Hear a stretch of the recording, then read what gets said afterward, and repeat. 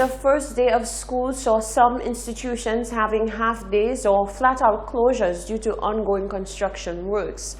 Hot 7 News touched base with the John Odlum Secondary School, which was earmarked to become a center of excellence in the arts.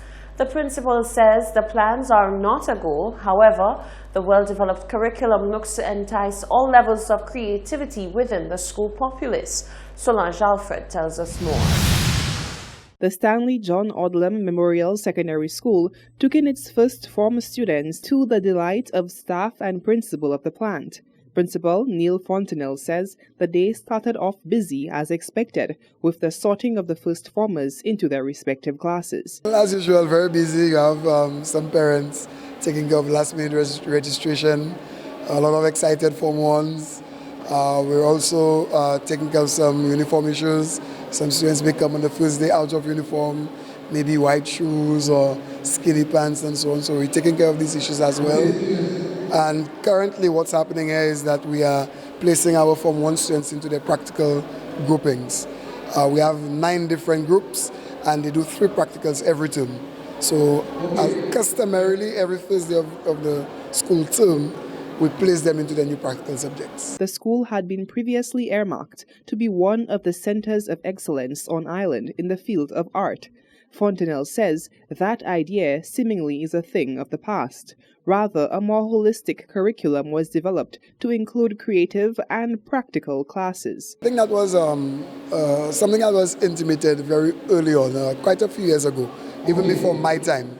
As is, apart from Grizzly being earmarked as a sports academy, the plan really for here is to make it a school whereby you can have different areas that the students can tap into. So, for example, we have theater arts, we have food and nutrition, we have clothing and textiles, we have building technology, technical drawing, and so on. So, what we're providing is a very broad-based curriculum so that the students can find a niche. With the school outwardly looking functional and up-to-date, we probed the principal to find out if there were any looming infrastructural works which still needed attention. A lot of painting was done. If you look around, you see that these walls are freshly painted.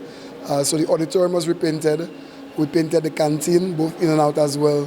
We painted the administration block and the staff room upstairs. So we did some painting. The gentlemen are also in the process of resealing the roof, which is a very important exercise because when you have a leaking roof, that's a big problem. So every 7 or 8 years, we have to get it resealed. That is currently going on. We replaced some of our door locks upstairs, thanks to USAID for that assistance. So we got those locks replaced as well.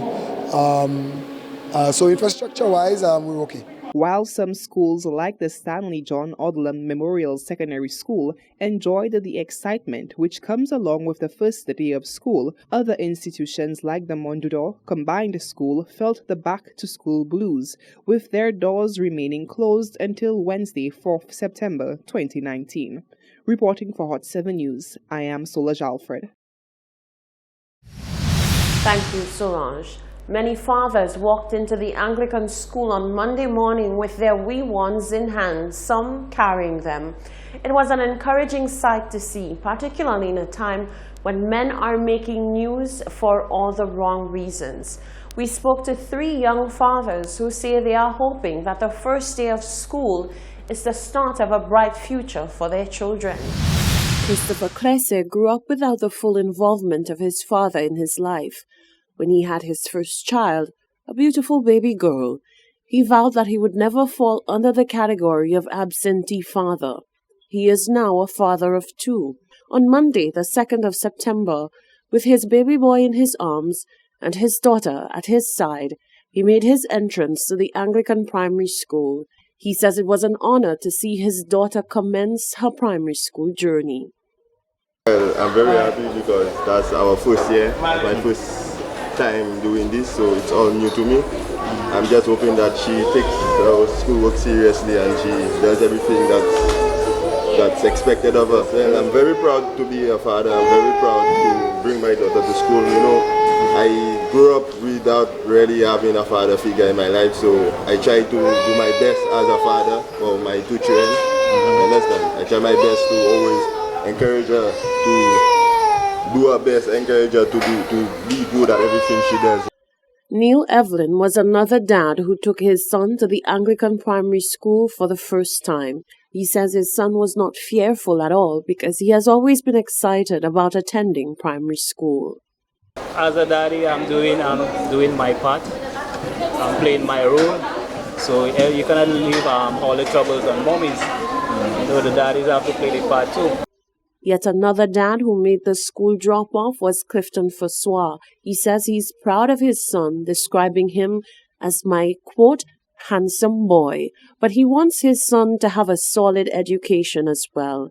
He says it could be no one but him to take his son to primary school for the first time. I'm here to get him comfortable because he's very comfortable with me. So I'm here to, how would I say it? Set him for his new school term. The 2019-2020 school year seems off to a good start for these wee ones, with their daddies on hand to witness the milestone. Light burgundy, white and navy blue are the new uniform colors for the rebranded Patricia D. James Secondary School. As students get used to the pristine new uniforms, school officials say an air of excitement can be felt. Despite the setbacks some students experience with getting the uniforms made due to an overload of requests, the principal of the school says the hurdle has been overcome. Solange Alfred tells us more. The reopening of school on Monday, 2nd September, was met with a newfound excitement from students at the Patricia D. James Secondary School. The school, which underwent a rebranding effort inclusive of infrastructural upgrades, renaming, and a change in uniform, looks to usher in an era of excellence. Principal PJSS Merlin Innocent says the total rebranding of the school will assist in boosting the image and self-worth of students attending the institution. The students came in so excited, especially when they saw the changes that was done to the plant and their uniforms. This morning, it's amazing how my teachers they're showing students how to tie a tie, and that is such a beautiful lesson that normally you do not get in school, and they're so happy and excited about it. And so the whole atmosphere is one of celebration. So I'm so happy for that. And two, it's the school's 30th anniversary of existence. So the whole rebranding and 30 years, really, really, really exciting atmosphere. Is there any difficulty for them in the sourcing of that uniform? There was difficulty in the sourcing of the uniform because a lot of parents took the option of purchasing the uniform ready-made.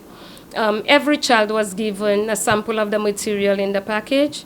Every child was given the pattern as well, and we told them that they can go to their seamstress or their tailor and have it made because they were given the whole thing. But many of them went to the route of getting the ready-made, and so because of that, I guess the lady who was doing the ready-made uniforms, she became overwhelmed with the numbers. So it became a little challenge, yes.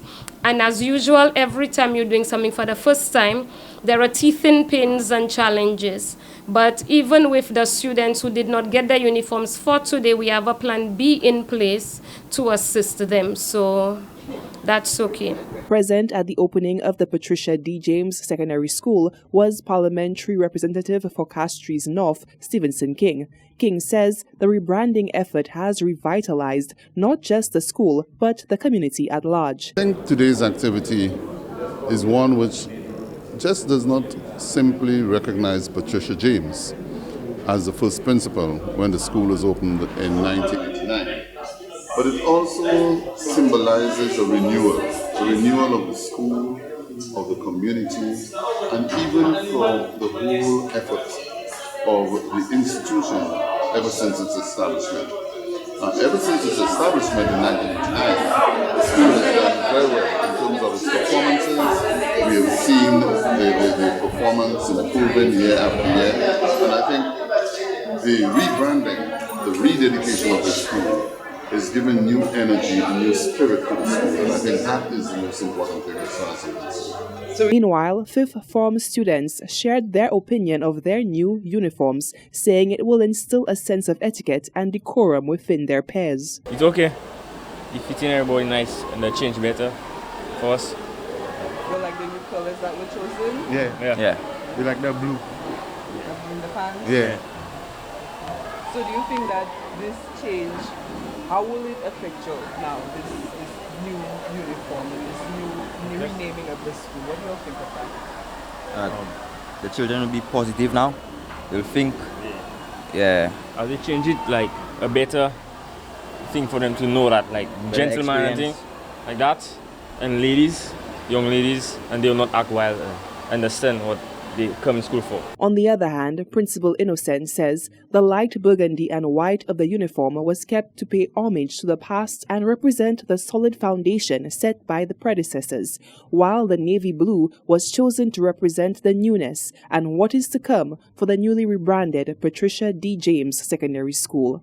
Reporting for Hot 7 News, I am Solange Alfred. One CDC resident says he's fed up with the perennial problem of garbage pileups in the area. Franklin Colgan says he's left to deal with the unbearable stench and resulting invasion of rodents due to the accumulated filth spilling over from garbage bins. He's calling for urgent attention to the matter. Jacques Wooding reports. Residents of the CDC have long expressed their concerns with solid waste management on compound. Dumping areas are often described as mini day-glow. Rubbish remains uncollected for long periods of time, attracting rodents to the area.